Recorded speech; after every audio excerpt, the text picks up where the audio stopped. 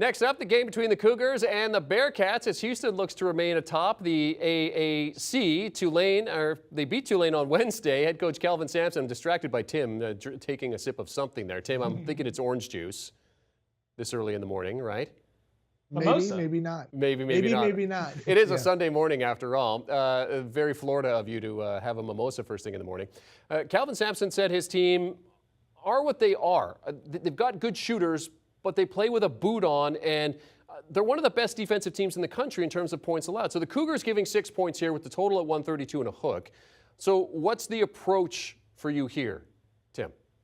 The approach is I start drinking mimosas, and all of a sudden you're completely thrown in the loop. I mean, you were just like fumbling over your words. I know where your head's at. Okay, Jeremy? Like, I get it, and I respect it, and that's why we're friends, all right? This is a hard game to handicap. It's going to be an electric environment. Houston went to a Final Four. Cincinnati, new coaching staff, new energy, great fan base, rejuvenated by their football program there. If you don't know their star wide receiver, Alec Pierce, I was with him last night, and he told me, he goes, Tim, I'm going to be a second-round pick. I can't mow your lawn anymore. I go, you can't mow my lawn. I go, what am I going to do? So anyway, I'm in the business right now looking for a new lawn service now that Alec Pierce, my next-door neighbor, can't mow my lawn. Chip, this game's going to be competitive.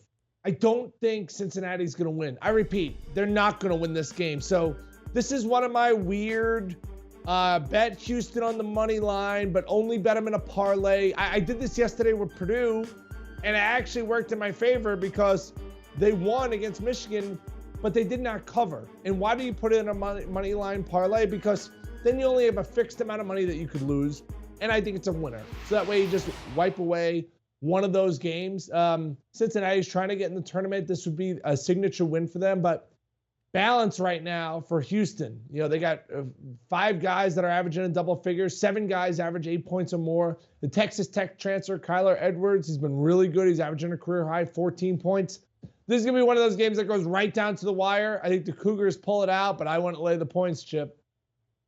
I'll go ahead and lay them. It's not with a ton of confidence, but I try to take myself inside the mindset of Kelvin Sampson, where you're just not going to have many opportunities in the American Athletic Conference schedule that are going to be real tests. And so while there might be an instinct to jump on the underdog here, I actually like to go contrarian to think that Houston, you know, after not playing great against Tulane, this is actually going to be a time where we might see the Cougars with just razor focus. And it does start in the defensive end. It creates easy buckets and allows them to slowly be able to put some of these teams in just an absolute sleeper hold with their experience, their physicality, their depth, the different ways that they can score on offense and pick you apart. Wes Miller's done a pretty good job with this Bearcats team, but I think that the Cincinnati aura and the Cincinnati environment will not last over the course of 40 minutes. And these next 2 games, it's on the road against Cincinnati, on the road against SMU. Those are 2 of the toughest games that are left on Houston's regular season schedule. I think that kind of challenge might actually bring out the best in Houston.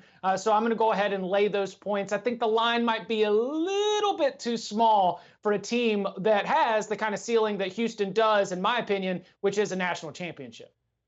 Only Texas allowed less points per game than Houston do, and at just 56.5 points allowed, the Bearcats will certainly be tested here. Their last loss came at Temple at the end of January, but they've won 3 games prior to that and then beat East Carolina in their last outing. This will be their first game of the month after their game versus Memphis was postponed.